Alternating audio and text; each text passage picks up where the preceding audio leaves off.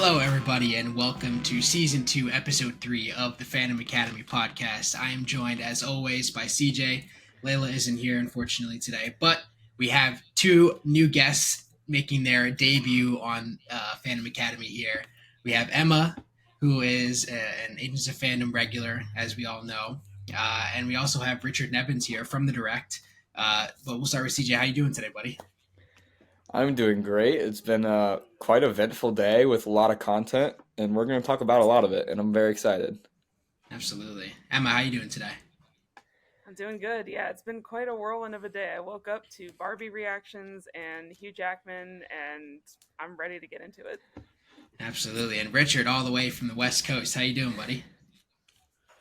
Doing good, man. Thank you guys so much. Been looking forward to getting on with you guys. And what a day to talk about it. I mean, as I'm sitting here wearing my Deadpool shirt, Deadpool pajama pants, sitting in a Deadpool chair, and drinking out of a Deadpool straw, you can tell what I'm excited to talk about. I love it. Absolutely. And speaking of Deadpool, let's get right on into it. CJ, why don't you take it away? By the way. Right. I'm excited to talk about Spider-Man. Well, it's been a great news of week. Wow, that was not right. Yes. A great week of news for Deadpool 3 fans.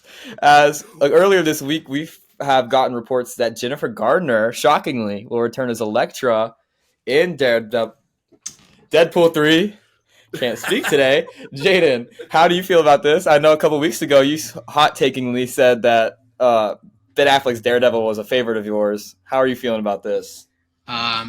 If Elektra's coming back, or I should say Jennifer Garner's coming back as Elektra, that means Ben Affleck's Daredevil is most likely coming back as well. And so having those two together in this movie, knowing it's already going to be a shitstorm, is going to be insane. I think it's going to be so funny.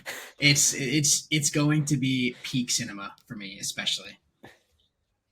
You just feel like you know that Ryan Reynolds is going to shit on that Daredevil movie so hard when those two show up. And it's going to be the funniest thing. Richard, how are you feeling about this?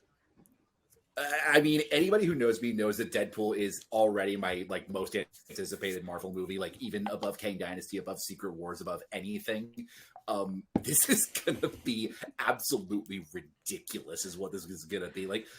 I mean, I'm just waiting to see who else is gonna be back. 'Cause like you said, Jaden. I mean, I'd be shocked if Ben Affleck doesn't come back for this movie, and which is just hilarious to me because he's gonna have played Daredevil longer than he played Batman, and he was actually Batman in the entire cinematic universe. But that's a whole other story for another day. But right now, I'm just waiting to see who else comes into this movie. I mean, we were talking about it before we went on live that we're hoping for the Fantastic Four. I mean, hopefully the not the 2015 Fantastic Four. Although Ryan Reynolds could have some fun with that 2015 Fantastic Four if he really wanted. But no, this is the movie that I can't wait for more than anything. I'm so glad they bumped up the date. And I think I was thinking about this earlier. This is coming out in Marvel's prime release slot in May, right before summer starts. This is where all the Avengers movies come out. This is where Captain America: Civil War came out, Guardians 2 and 3. I'm expecting big things for this one. I think whatever kind of shit show it is, I think it's going to be the best kind of shit show ever. And I'm just all here for it, and I can't wait for it. Yeah, no one knows what to expect. Emma, what are you even trying to expect out of this one?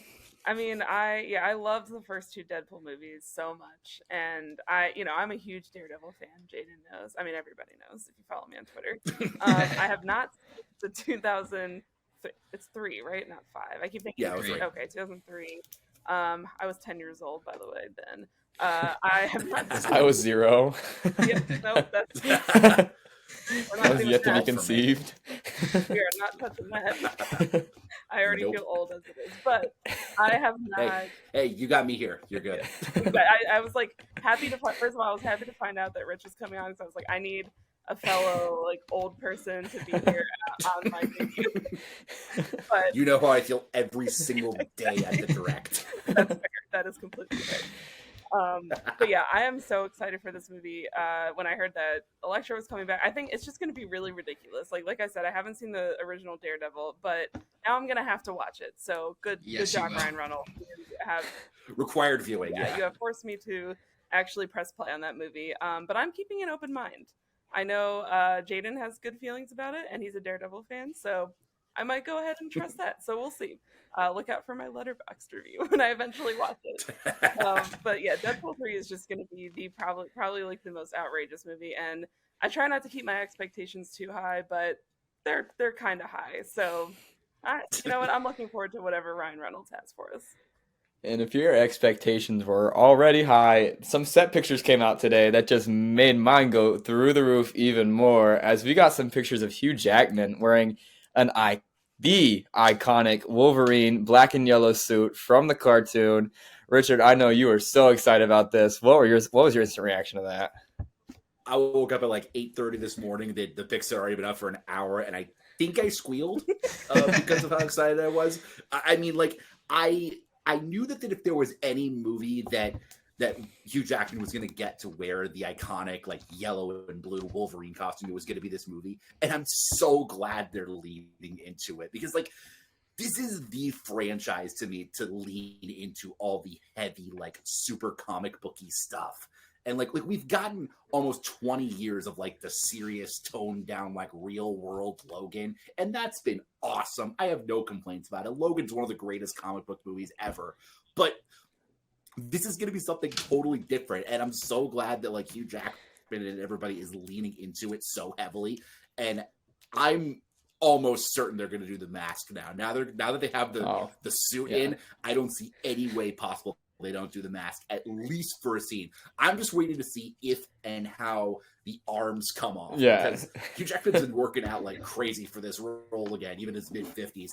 And I'm just wondering whether Ryan Reynolds or him are going to cut them off or what. Like, somebody needs to hire me to write a Deadpool movie one of these days, because I have ideas. Like, Marvel, just call me sometime. Yeah, the set photos we saw show him and Reynolds together on a beach, which if you know me, you know I love some beach scenes. A la Top Gun Maverick gave me one of my favorite beach scenes. So this has a lot of hype to live up to, but based off what the set pics we've seen so far, it's going to. Another picture we saw today was a 20th Century Fox logo made out of sand and gigantic on this beach. So Lord only knows what that would entail. I feel like it leads a lot of theories to a lot of things. Jaden, what are you thinking?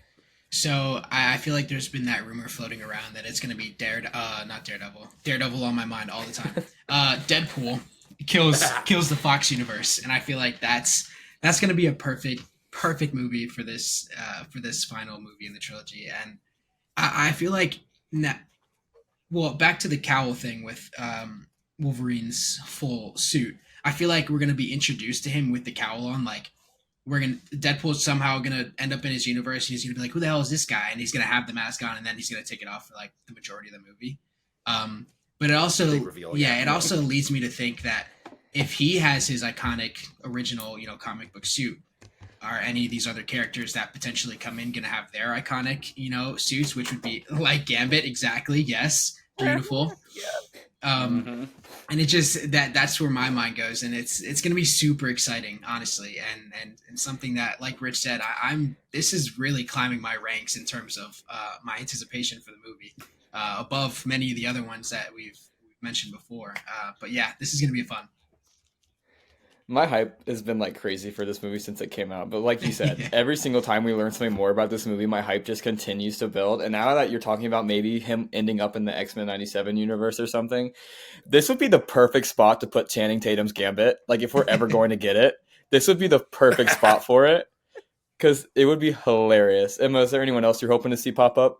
I mean, we talked a little bit before. I would love to see Chris Evans as Johnny Storm. I would prefer to see him back as Johnny Storm first rather than Cap. I think that would be absolutely amazing. I also would love to. I mean, pretty much just anybody. I also really want, at this point, I want Brian Cox to come back, because Matthew McFadden, who played Tom Wambsgans in Succession, is going to be in this movie. And I just need a scene where Brian Cox tells him to fuck off, and then that's just what I need now. So I would just love to see the Super Troopers team come in at some point too, along with Brian Cox, but that's just me. So maybe just have Deadpool ask for a liter of cola. Yes.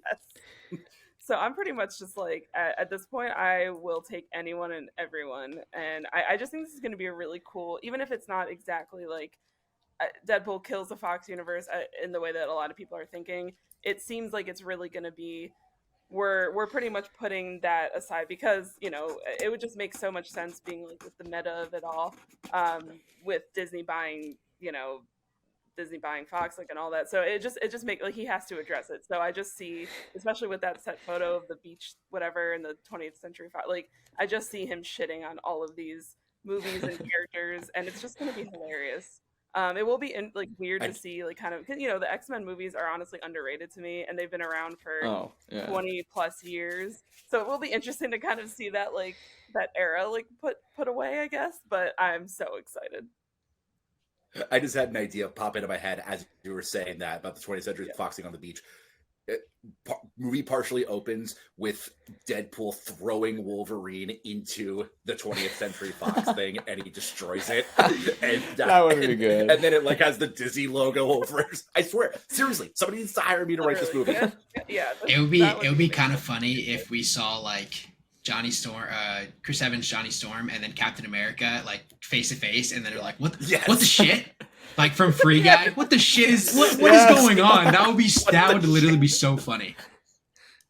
Oh my god, this movie has every opportunity to bring every funny like multiverse meta thing in the book, and I bet it's gonna be a lot of it. And with the Chris Evans, Johnny Storm, Captain America thing, just have at least one of them have a banana sticking out of their butt, so you can have a not another teen movie reference. Ryan Reynolds would totally do that. If anyone was going to do something like that, it would be Ryan Reynolds. So This movie just seems like anything's a possibility. Like, it almost feels more like Multiverse of Madness than Multiverse of Madness did, and it's not even out yet. Literally. So like, it's absolutely. It's gonna be a wild ride. I am so excited. I just have a feeling Ryan Reynolds never disappoints me. I don't think this movie is going to change that, and I cannot wait. Something else I cannot wait for that is now less than 2 weeks away is one of the biggest days in movie history recently that I can think of, and that's Barbenheimer Day. 2 gigantic, and I mean absolutely monster films coming out on the same day, the same time. Loads and loads of celebrities. Basically, any actor you could ever name is in one of these movies. So much fun to look forward to. Emma, I know you're big on this. What did you think of the new trailers we got today featuring a song by Billie Eilish and Ryan Gosling? So the Billie Eilish one, you know, all the trailers have been kind of, you know, little tinges of like heartwarming, but they've all been like very like fun and lighthearted. This one, I shed a couple tears. I was like, all right, I was not expecting that. And now I know that this movie is going to make me cry in some way or another. I'm not like the biggest Billie Eilish fan, but I like her music, so I'm excited to have another, you know, song by her. But Ryan Gosling is going to win an Oscar for this movie, and he's going to win a Grammy for the song. Honestly, move over, Jack Black. I love you, but this is done. This I'm just going to be on everyone's playlist because this man genuinely can do no wrong. Like, I love Ryan Gosling so much, and I've loved him for a very long time. And like, if anyone thought that he is the perfect Ken, then I don't know what's wrong with you because he is perfect. So this just like shot my hype levels up even more, even though I don't know how that's possible. So I am ready for Barbie. Whatever in Greta Gerwig's brain told her that Ken should sing an 80s power ballad, I don't know. She saw Frozen 2. Yeah, that's what I was thinking. I was going to say, it sounds a lot like Lost in the Woods, but it is so good. I will eat it up anytime I get it on my screen. It is perfection. Richard, how excited are you for Barbie? You know what? If you had told me, like, at any point in my adult lifetime that I would actually be really excited for a Barbie movie, I would have said you lost your damn mind. But honestly, this is gonna be a really fun movie. Like I just want to point out something that's happened with me in the last few weeks. I was on 2 separate podcasts within the last like month or something. I think one was talking about Spider-Verse, and the other one was talking about either Guardians or like just general movie stuff. I can't remember. Both of them. We brought up Barbie somehow. And I remember I talked about that on Twitter. No, it was Ted Lasso, which was even crazier. It was I did a Ted Lasso season 3 review and a Spider-Verse review. And somehow both of them ended up on Barbie somehow, just for a second. And this movie is going to be absolutely insane. I mean, the cast is incredible. And we got an article up on all the actors on the direct in it and stuff. I mean, Will Ferrell's going to be in it. Simu Liu, dressing up in the Barbie gear for his celebrity basketball game in Canada within the last couple of days. That's going to be great. No, this one is going to be a lot of fun. I honestly, I'm more into that one than Oppenheimer. And Oppenheimer's, I'm sure, going to be great. It's Nolan, all that jazz.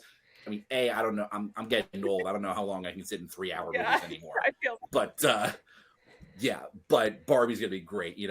Lean 2 hours, just pure fun. I'm down for it. Yeah, I'm starting to get worried that I'll never be able to experience fun again in the movie theaters after the Barbie movie. It'll just never compare. It's just gonna ruin it for you. It just looks like, I don't know, like Richard was talking about how every podcast is bringing it up. It seems like it already has like a massive pop culture influence before the movie's even out. Oh yeah. Like what I haven't really seen from a movie since like Endgame.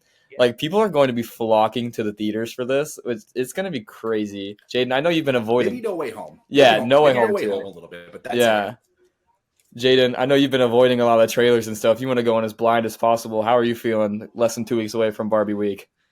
I am more excited than I've ever been for anything Barbie. Honestly, I feel like kind of like what you were saying before, though. Like Barbie is a lot of most girls' childhood. You know what I'm saying? Like this. They grew up with Barbies. They grew up playing with Barbies and watching the movies, and those movies had an impact on them as as a generation. And so now seeing this and Margot Robbie being as perfect as she is, and Ryan Gosling being as perfect as he is, and seeing all these fun music bits and everything that goes into it, it's just. And I just saw something on the internet recently that Margot Robbie initiated like a weekly pink day where everybody had to wear pink on set. And if I saw that. And if they weren't wearing pink, she would like take a fine and she would donate it to charity. So I just feel like even just the vibes on set were just like, it was just perfect. This movie's going to be perfect, and it's going to be followed by sadness, which is Oppenheimer. Well, if you put it that way, here's what you do. You see Barbie, and then that's your bun, your first bun. And then you have Oppenheimer. That's your meat because it's 3 hours long. And then you have another Barbie bun to top off the perfect sandwich. And then you have a perfect... That means you're spending 7 hours at the movies. Literally seeing Barbie on Wednesday, then Oppenheimer Thursday, then Barbie Friday and Saturday. It's gonna be great. Yeah, that's the way to. Seeing Barbie on Wednesday for that like summer part, whatever it was, the early thing. Yeah. And then so I'm trying. Chris really wants to see Barbie and Oppenheimer. Like we want to see both. So we're trying to figure out our whole weekend. And we were literally before this, we're just talking about it. He was saying, "Well, I guess I actually have like 8 hours of vacation time I can use." I was like, "Because we could just totally." Them on Friday. I was like, I'm down if you. I'm not gonna force you, but I'm down if you want to take off work so we can see both. Like, but I have to like I want to couch like Oppenheimer with 2 showings of Barbie because I know I'm gonna be depressed as hell after Oppenheimer. Right. It's serious business. Like this is a very serious thing. It's also gonna be like a scary film. I feel like low key. Like it's gonna make me terrified of like our world leaders now. But yeah. It's gonna even in the trailer I like felt anxiety with I was just like, okay, maybe I should actually like catch while I watch this. Right. And there's been very, very, very positive reactions for Barbie since it's come out, and I'm assuming once Oppenheimer premieres will be much of the same because Nolan seems to never miss. Yeah, Nolan. And honestly, the hype for Oppenheimer wasn't really there for me about 2 weeks ago, but I watched Titanic, and for some reason that made something click in my brain that this movie's going to be really good. I don't know why, but historical dramas, they're the same. But it should be a lot of fun. The more I watch the trailer, the more I'm excited for it. And the more I hear, we've got a lot of this movie's been marketed on a lot of explosiveness, but as of late, a lot of steaminess too, as we're getting reports that Miss Flo, Florence Pugh, and Cillian Murphy gonna be getting it on in the movie, but yet to be seen. We'll find out in 2 weeks. And speaking of Barbies, one of my favorite Barbies in real life, Taylor Swift, dropped a new album last Friday, and it ate. A re-record of her Speak Now album from 2010. She recorded all the songs, which added a rock-based tune to it, which made it a lot better in my mind. And she released 6 new Vault songs. Electric Touch, Foolish One, Timeless, When Emma Falls in Love, Castles Crumbling. I think that's all. They were all extremely good. Jaden, which one was your favorite? I know you listen. Honestly, I couldn't pick one. I could not pick one. I feel like, especially as of late, like I don't know what it is. Like I'll just catch myself listening to Taylor Swift, and that was never really a thing. As you should, though. Before Like, as CJ you and should. Layla, that just wasn't a thing. And now it's like low key, I like yearn to listen to Taylor, and I've actually been like identifying with some of these songs. I'm like, damn, wait, it's kind of pulling my heartstrings. Because Yeah. once you actually listen to what she's saying, there's no Right. better lyricist on the planet. Like her songs, you will find a way to relate to them, even if it's about like falling in love at like 30 years old. A 19-year-old will find something to relate to.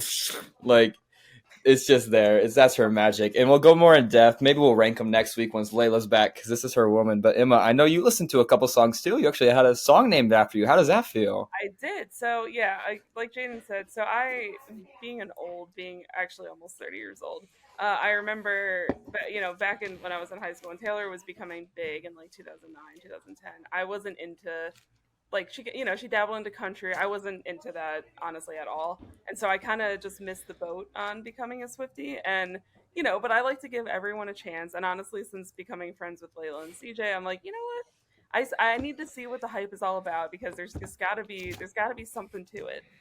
So with this new album, I listened to a few of the songs, and then with there being a song named after me, I was like, oh, this kind of actually like hits, and some of the lyrics really are very good. And I was just like, ooh, okay, that hits home a little bit.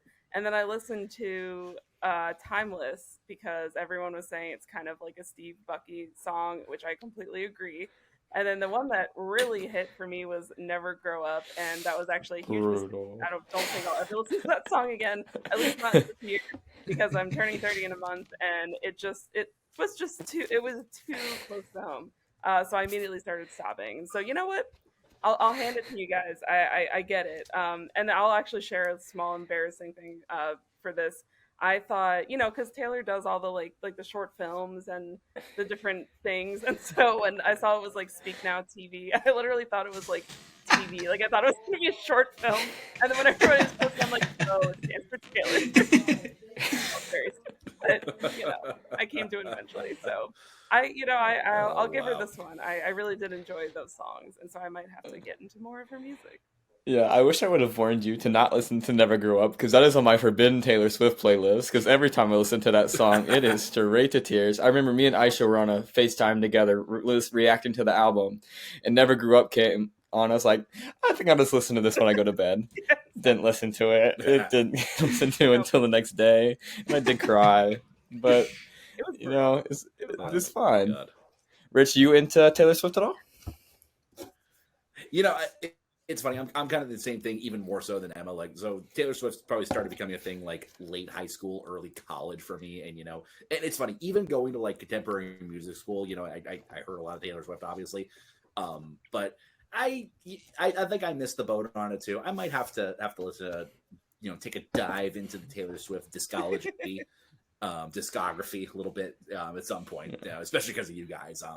I might have to put that on my list at some point. For sure. If you want a great lyrical storytelling album, I am forced to tell you that Folklore is her greatest album, and you should listen to it. I will take no haters on that one. But moving on, Right. we had a new trailer for a movie that me and Emma, I know, are very excited about. Red, White, and Royal Blue debuted its trailer based off the great book, which I have right here. Not the Jon Snow bookmark, but Casey McQuiston. It should be a really fun time. It looks really great. I think the cast looks great with their book counterparts. I think they look perfect to it. I think they line up pretty well. And Uma Thurman's coming as the president, so that's really fun. Emma, what do you think? I am so excited. I read that book when it came out, which I think it was 2020, and it provided the absolute perfect escape, first of all, with like the politics aspect of it. Just a perfect world where a woman was president. And I was just like, you know what? I really need this right now. And so it was just a great escape. And the love story was just like chef's kiss. Like I just absolutely love that book so much. So I really need to reread it before it comes out. But the trailer looks so good, and the casting looks to be on point. The Uma Thurman thing was actually a surprise, and I was like, okay, this is really cool. I'm here for it. And I just think it's gonna be August is honestly just gonna be the greatest month for TV and movie. Like we get Heartstopper on my birthday. Red, White, and Royal Blue, Only Murders in the Building, season 3, and Ahsoka, yeah, Ahsoka, like, which is gonna be crazy. it's just gonna be so good. So I'm so excited for this movie. Prime has been like really good lately in shows and movies. I've really been enjoying a lot of what they're putting out. So I have high hopes for it. Yeah, and we'll definitely get you some more detail on that once it gets closer. But something that I think believes wraps up the first week of August, if not the first week of August, the last week of July, and that's Secret Invasion. Jaden, would you like to take that one away? I would. I have thoughts about Secret Invasion. We're we're going to be covering episodes 2 and 3. Spoiler filled, so for anybody who hasn't seen it at this point, which you probably should have by now, but whatever, spoilers beyond this point for Secret Invasion. Okay, so for starters, is Maria Hill legitimately dead? Because I believe so. She was. we didn't see her change at the end of episode 1 to a scroll to indicate that she wasn't actually Maria Hill. We saw her get put into the ground. So it's her looking, family there, by the way. Yeah, it's looking. Not looking Yeah, good with for her- It's a resurrection. looking super bleak Yeah. for Maria Hill. I'm not gonna lie. That sucks. What the fuck, Kevin Feige? You know what I mean? Wait, Jaden, it's fine because Captain America is gonna come back, and whoops, I forgot to bring back the time stone. Let's just reuse it real quick. Yeah. Right. Maria Hill will be back as well. Right. So just to get, because I know we got mine and CJ's reactions when episode 1 came out, but Emma and Rich, we didn't get your reactions to the whole Maria Hill thing. So when that happened, what were your instant reactions? Emma, I'll toss it to you. I was pissed. Honestly, let's be real. I was pissed because I didn't expect it. I didn't expect a big death in general in the first episode, at all. And I was just like, I feel like I was duped by the trailers, which, okay, sure, I guess that's a good thing, which we kind of like, we hope for that. But I thought she was gonna be a mainstay this season. Like, I genuinely thought she was gonna be one of the main characters. So I'm like, who the fuck is Nick Fury gonna be like fighting with? Like, I don't know. I was like actually pissed. But it's okay. Like, we've lost people before, but it just didn't feel like her time. There was no justice. There's no justice for my girl Robin Scherbatsky. I'm just very upset about that. So especially considering like how Agent Coulson went and how it was a whole big thing, and just it's like you got to give her like she's been there the whole time. You're gonna just like that, really? I mean, yeah. Agent Coulson's death led to the Avengers uniting to defeat Loki. Like, what is Maria Hill's death leading to? Nothing. Right. Nothing so far. I guess it led to maybe Olivia Colman and Fury becoming friends in the future, which would be cool. But like, Maria Hill could have been alive for that. Like, it did her dirty. Yeah. Rich, what did you think of Maria Hill's death? Yeah, I felt like they definitely did her a little bit dirty. I mean, I'm a Maria fan, like all of us, and it was a shocking moment. I mean, they definitely had a mic drop moment at the end of episode 1 of this supposedly one of the biggest shows in the MCU to date. The only thing I keep thinking about it is, are they doing Coulson again? I mean, and I have my problem with the whole canon stuff with Agents of S.H.I.E.L.D., which is a whole other big thing because I love that show and I wish it was definitively canon, but I'm going to go down a rabbit hole. But no, and I felt bad, like, because she's been a really good character for a long time, and Kobe Smolder's done a really good job with the role. I can't imagine she's coming back, but I'm not putting anything past the MCU, especially getting into what happened at the end of episode 3, which I'm sure we're gonna get into here real soon.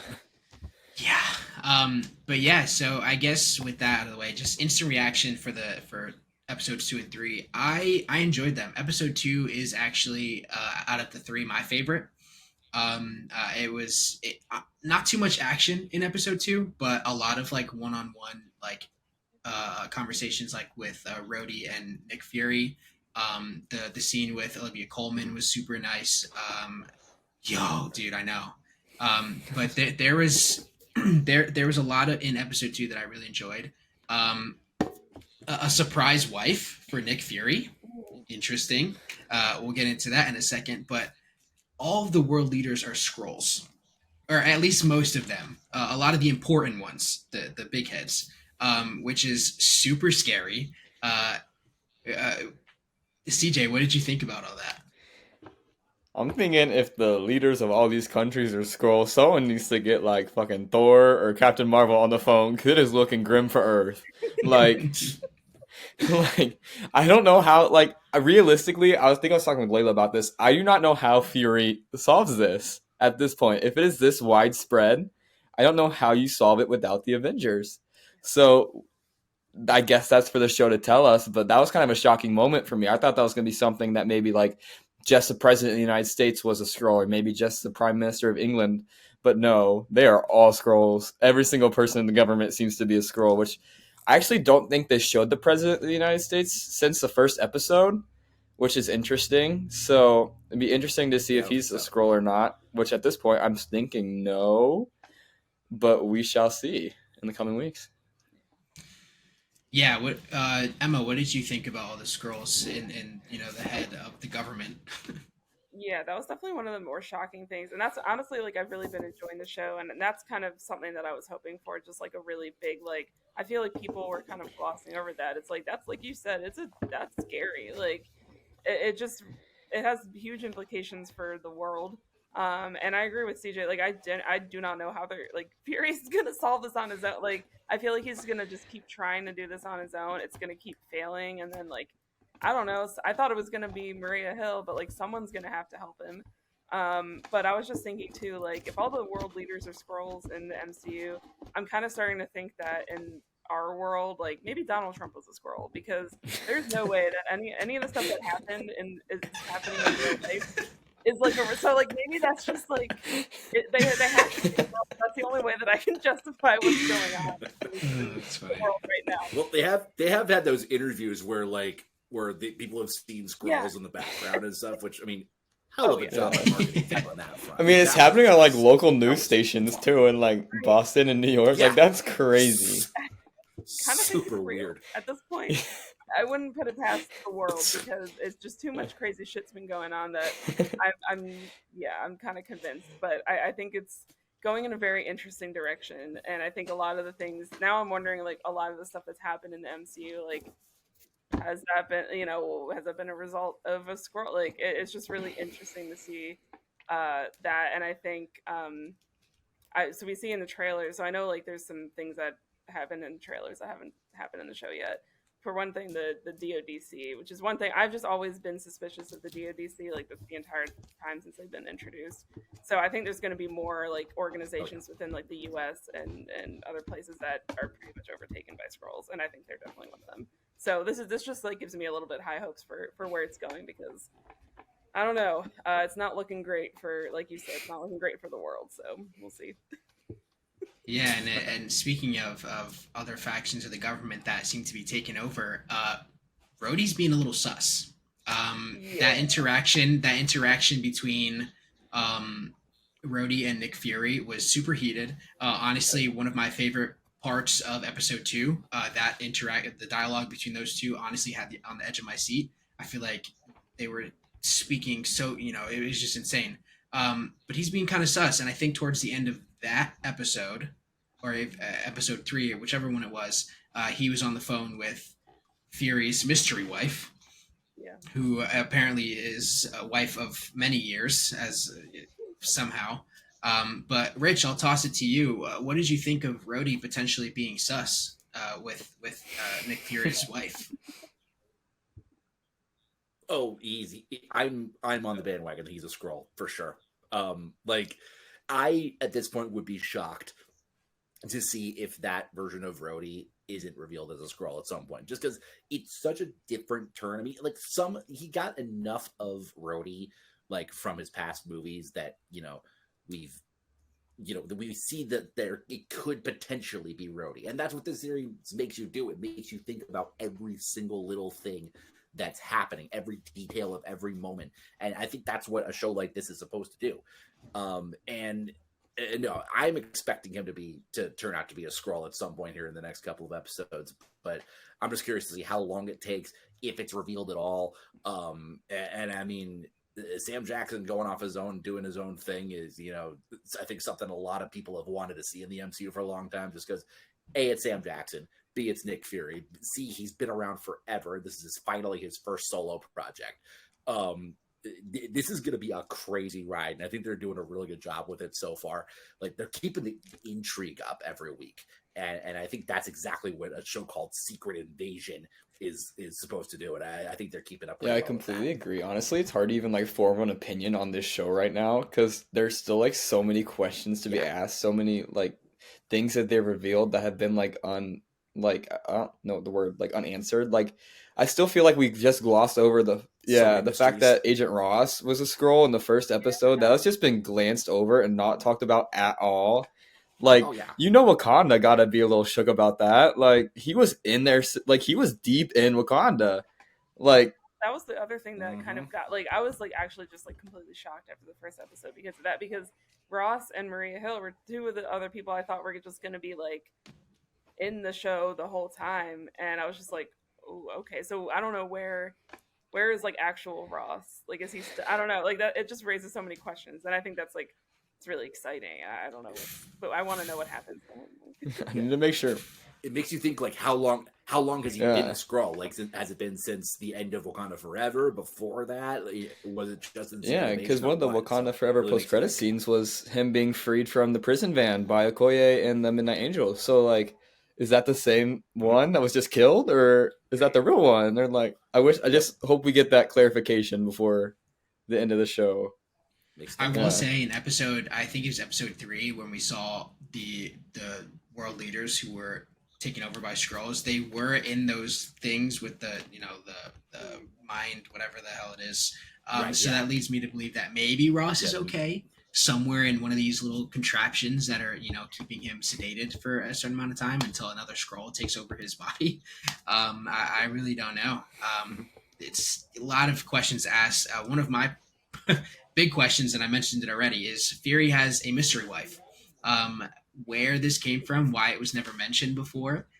Super interesting. I mean, it is Nick Fury. He's a man of many mysteries. But I figured, a wife would be something that's at least mentioned. You know what I mean? But CJ, what did you think about that? I'm with you. I like the twist. I think it's fun. I wish they would have maybe thought about it 10 years ago and planted a seed. I feel like Winter Soldier would have been a really good spot to just put like a one line in. But I understand it's not always how things work. So they did have the one thing where he was talking to Steve. He's like, my wife kicked me out. Oh, yeah. That thing. Now, he was being all undercover and everything. That's what you're going to get with me on the show, is I'm kind of like a ridiculous encyclopedia. See, I didn't even remember that because I just took that as like code word for something else. Yeah. That's what I think we're supposed to do, but it could be. But thank God I do this for a living, and that's what I'm supposed to know. Yeah, it's just so interesting. It's something I was not expecting, and the fact that she's a Skrull too is so interesting, and that they met that way. And I'm really intrigued to see where they go with this, especially at the end of episode 3, where it looks like she might not be on the same page as Nick Fury. Yeah, and there's actually been moments in like comics, I believe, where Nick Fury and Valentina De Fontaine had a romantic relationship together, and as much as it's a mystery, both of them are mysteries, and they both butt heads, I'm sure. That would have been an interesting thing to have brought into the MCU. I think that would have been pretty cool. But apparently she's hooking up with Ross. I don't know. Whatever. Yeah, so even more questions, like, yeah. Maybe they're both Skrulls. I don't know. That shocked me in Wakanda Forever. I was like, oh, everybody's been married, and we just. Yeah. I wouldn't be surprised if I kind of forgot about her. I wouldn't be surprised if she pops up at the end of the show either. It seems like a spot where she would fit well. Yeah. I agree. Well, she's coming back in Thunderbolts, so I cannot wait for that movie. I can talk about it for days. Oh, yeah, that's gonna be a good one. Bucky. But CJ, I know. CJ, I'm gonna pass this one to you because I know you love Olivia Colman, and when I mentioned her scene from episode 2, you instantly lit up. So go ahead and talk your shit. That woman is mother in 100 different ways. Her torture scene, I would love to be tortured by her. She could cut off my fingers all she wants. Like, she does it in such a graceful way. Like, I can't explain. Like, it is the most beautiful torturing I have ever seen. Like, she's so nice about it, but so scary at the same time. Like, Olivia Colman walked that fine line that I don't know if I've like is one of the better like torture sequences I've ever seen. If you were absolutely terrified this woman, but in like a comedic way. It's just so much fun. And when she was exiting the tube and like scurrying through there, it was so much fun. It was just hilarious. I think honestly, she's probably the highlight of the show for me so far. I cannot wait to learn more about her. And I'm just excited to see her and Fury interacting because I thought the first interaction was great as well. I love Olivia Colman. Honestly, she's honestly one of the highlights of the show for me. And honestly, that was one of my, I guess, gripes with the show is that all of my favorite parts of it, I'm getting in very little doses. Olivia Colman, very little dose. Talos even, not as much, but the interactions between him and Fury, very little dosage. Rhodey, very little dosage. You know what I mean? So a lot of these things are as hopefully in the second half start to pick up. But Emma, how do you feel about Olivia Colman and everything that that woman is just an absolute delight. And the first thing I saw her in was a British crime show called Broadchurch that was out like years ago. It's on Netflix, and I just like fell in love with that show. So that was my first introduction to her, and she was amazing. And then she plays Nick's mom in Heartstopper, and that was like just like seeing her in a role like that it's like Uma Thurman being in Red, White, and Royal. Like it's just like it was surprising, and it just makes so much sense, and it works so well. So like when I saw she was going to be in this show, I was just like absolutely ecstatic. She like CJ said, like her like just her ability to just kind of like scare you, but also, you know, just be like funny, and it's just amazing. Like everything she does, she just lights up every scene she's in, and I just want to, I don't know, I love her so much. She can do no wrong in my eyes. Right, and I want to see her continue on it. Oh yeah, absolutely. And to round out the Secret Invasion talk, Richard, I'll pass it to you because you mentioned it a little bit earlier about the Big Bang at the end of episode 3. It seems that our girl Gaia has also been taken care of by Gravik, and it's just like one pound after another. It's like this is torture. This beats Olivia Colman's torture. This is insane. What is happening, Richard? How did you feel about that? 2 words: Abigail Brand.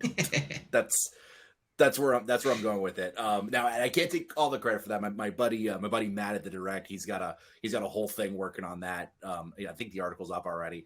But it like that's the thing with these kind of like kill offs or these kind of deaths like in the middle of the season is like, yeah, they hit and everything and they're really emotional, but like this is Amelia freaking Clark we're talking about. This is like, even for somebody who hasn't watched Game of Thrones, I know she's freaking Game of Thrones. And like, I mean, there's no way that they were gonna use her in 3 episodes. Off, like, halfway through the season. Exactly. And like, she's been fantastic so far. I really like her a lot. And like her whole bit with Ben Mendelsohn, I think they're a really great combo together. But I am just really looking forward to seeing like what the actual deal is with her. Like, I wouldn't be shocked if it's maybe Abigail Brand coming up in the next couple of episodes. I hope maybe that Gaia gets another chance if she's not completely killed off. That would be great too. But I'm very curious to see where they go with it in the next couple of episodes, because she's going to be a big talking point the next couple of weeks. There's no way you bring in Amelia Clark and get. I mean, that's just like, you just can't do that. So I'm like, really, that's why I feel like Maria Hill definitely dead and gone. R.I.P. She's gone. But right. Guy, like, this seemed like a fake out death, because there's just no way. Like, they're killing off everybody in the first 3 episodes. I don't know. It's just kind of wild. I mean, if she's dead, like if she's dead, pray for everyone else on this show. I actually take blame for all of this, because in Philadelphia, I told Emma it seemed like not enough people in the MCU were dying as of late, and I need more stakes. And then this show came, and I instantly took that back because everyone's dying. So... Oh my god! Now I'm good. Talos, I fear for Talos because I fear for Talos bad. Me too. And honestly, though, like, looking back through the MCU, I think there's a lot more deaths than we probably think, just because there's been so many movies and TV shows now. But it has been a lot as of late. Too much death. Hopefully, within the next 3 episodes, there's not too much more death. Like we said, Talos, it's looking pretty rough for you right now. I'm not gonna lie. Gravik seems to be on a bit of a killing spree. But something that we Graphic is also scary too. He is Something terrifying. that we also didn't mention. Yeah. He's a good villain. Speaking of Gravik, is Super Scrolls. Oh, And I don't know if you saw yeah. there was a bit in it was like a snapshot of the different genetics that they were using to create a Super Scroll. One of them was Groot. One of them was Extremis. I forget, there was like one or two other DNA Wasn't there samples that one they that were using. was what's his name? I forget. Isn't it one of Thanos' henchmen people? Yeah. Yeah. Collapse. Yeah. There's one other one. Yeah. I think so. But yeah. But yeah, so that's insane. I like how they are kind of incorporating that as more of like a scientific thing with these different genetics being kind of mixed together. My biggest surprise was not so much Extremis, because obviously that's something that makes sense, but Groot. Where did they literally it said Groot, didn't it? It was like so weird. Yeah. How did they? Yeah. It Like did. where did they get that from? You know what I mean? My guess is a branch fell off in Wakanda. That's my guess. Golly. Exactly. Yeah. Or at the Avengers. just show. a leaf. Yeah. Well, where did His the leaves were Endgame battle, peeling. yeah. He was shedding some leaves, and well, I'm some kinda squirrel caught one. where do they get any of it? Yeah, I mean that's because Yeah. the Extremis. I mean, it makes sense. There's obviously like, I don't know. We didn't really see much of it after Iron Man 3, but it's like, yeah, where did they get the Groot? They just kind of picked That- up. And they're like, oh, interesting. That's actually kind of crazy, because I'm like completely blanking on the fact that these people they're scrolls, so they could literally turn Yeah. into whoever they want to be and Yeah. get all these samples. So that leads me to believe, what did they interact with the scroll, the Guardians, and they didn't know it or something like that, and just I don't know. Interesting stuff. Very interesting. They stuff. weren't on Earth for very long, so Right. Yeah. Yeah. But yeah, so if that's all for Secret Invasion, we can go ahead and wrap up the episode. Anybody have any last thoughts? can't wait for the next 3 weeks. Yeah. Oh, I know. It's Yeah, going to me be either. wild. I don't know how they're wrapping it up, but I am very curious to see. I'm hoping they stick to finish with this one. Yeah, well, Me too. I just don't know what at this point. Like, it seems like they're planting a lot of seeds on where it's going, but I genuinely don't know what the end result is going to be. So I am very excited. Yeah, I'm with you. I feel like this one for me has like the most 50-50 where it could stick really, really well and like land a solid, good show, or it could go like terribly bad. So I'm really intrigued to see where these next 3 weeks go. Yeah. Yeah, I agree. It's going to be an interesting next 3 weeks, especially like Emma said, with all these seeds that they're planting. It almost seems like they're planting too much. It's the next 3 weeks they got a lot of ground to cover. But with that being said, that was the conclusion to the episode 3 of the Fandom Academy Podcast. Emma, Rich, thank you guys so much for joining. It was a pleasure as always. CJ, you already know. Couple things to plug. Stream Speak Now TV, Taylor's version. Do it, because CJ would kill me if I didn't say that. Also check out our Fandom Academy TikTok, where we have a Taylor Swift giveaway currently. I believe it's a vinyl of. Oh, right here. Yep, there you go. You want to win this There it vinyl? Go is. check out our TikTok. Taylor Swift's Yes. Midnight. I'm glad that vinyl's coming back I into know. being a I thing. love it. Makes me happy. Yeah, so make sure you guys are following the Fandom Academy on all socials. You can find us on Instagram at Fandom Academy, on Twitter at Fandom Academy with 2 Ys, and same thing for TikTok, Fandom Academy 2 Ys. Turn on that notification bell so you don't miss any of our content. We have a lot of cool stuff coming up. We have giveaways, as we said. We do a lot of drafts. We do a lot of bonus content. We have a lot of clips from our shows here that we post around. It's going to be a lot of fun, especially with the next few weeks coming, and with all the movies coming out this summer. Make sure you go to the movie theaters. Please go to the movie theaters. It's going to be a blast. But yeah, Emma, where can the people find you? So let's see. I'm on Twitter. I always have to go through this with my username. It's @_EMMINEM, like the rapper. I'm also on Threads now at books_and_lattes, and I'm on Facebook and other stuff. I don't know, but I'm also writing stuff for AOF. I'll have review for The Summer I Turned Pretty season 2 coming out in a couple days, and some interviews at some point this summer. Yeah, come find me on socials, and you'll just see me be unhinged about books and movies and all that. And lattes. And lattes, always. And go viral every once in a while. Yeah, every so often, randomly, usually for an HBO show. Or Ted Lasso. Yeah, or Ted Lasso. Yep, with Jason Sudeikis. Fuck yeah, Princess Diaries. Yeah, that was probably one of my favorite ones. My viral tweets. I'll have to print them out in case Twitter ever like fully dies. I need to like have. Come find me. Richard, where can the people find you, and what are you up to? I'm up to the same as usual, just writing like crazy at the direct. We're covering a lot of stuff. I mean, the next few weeks are going to be nuts. Obviously, we've got Barbenheimer on 2 weeks from now. We've got Haunted Mansion. I've been on a Mission Impossible rewatch for Mission Impossible 7 next week. Cannot wait for that movie, especially with the reviews that have come out about it, saying it's awesome. Cannot wait for that movie. And obviously Marvel, DC, Star Wars, a whole lot of Deadpool. If you see on my Twitter page, the last like 10 to 15 things are all Deadpool. So you can find me just like being an insane maniac about Deadpool pretty much all the time on there. You can find me at Twitter, Instagram, TikTok, and now on Threads, I guess. I'm trying to be more active on Threads, but we'll see. They're all at Richard Nebens, Nebens. You can see me making a total fool out of myself, talking movies, sports, trying to make people laugh, whatever. And Psych, I want to plug your Psych article because I'm a huge Psych fan. So everybody go check out his Psych 4 article because it is my absolute favorite show, and I love it. Thank you. Yeah, no, that was so much fun. I finally got the go ahead to write an article about Psych 4 for the direct. It's nothing official yet, but it's probably a good 1,500 to 2,000 words on Psych. I love that show so much, and I got to cover everything that we know about the 4th movie coming up. If you haven't watched Psych, please do yourselves a favor and go ahead, because you're going to be laughing your ass off for 8 seasons of just crazy fun. Me and Emma know. But yeah, you can check me out there, and I'm interactive, so I'll see you guys there.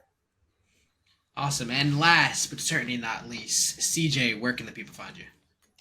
You can find me at the movie theater on July 21st watching Barbie, and on Twitter at CJ_. Yes.